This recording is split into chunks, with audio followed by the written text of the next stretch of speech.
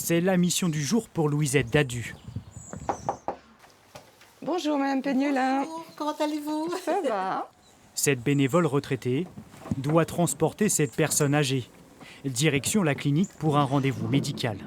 Un moyen de locomotion qui a tout de suite séduit cette bénéficiaire à mobilité réduite, car il offre un accompagnement complet aux personnes sans possibilité de transport. Autre avantage, le prix, seulement 10 € pour ce trajet d'une durée de 30 minutes. Le jour où j'ai connu ça, je suis toujours en train de demander pour me faire accompagner.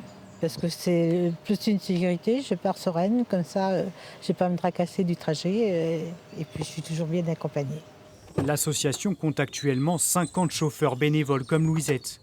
Depuis 4 ans, cette retraitée de 66 ans a décidé de reprendre du service. Qu'est-ce qui vous plaît dans ce bénévolat conducteur? C'est le contact avec les usagers, les bénéficiaires. C'est le fait de donner un peu de son temps aussi. Chaque trajet va être différent, même avec les mêmes personnes. Mis en place en 2018, le dispositif est en plein essor. L'association comptabilise plus de 1200 trajets cette année. C'est 2 fois plus qu'il y a 2 ans.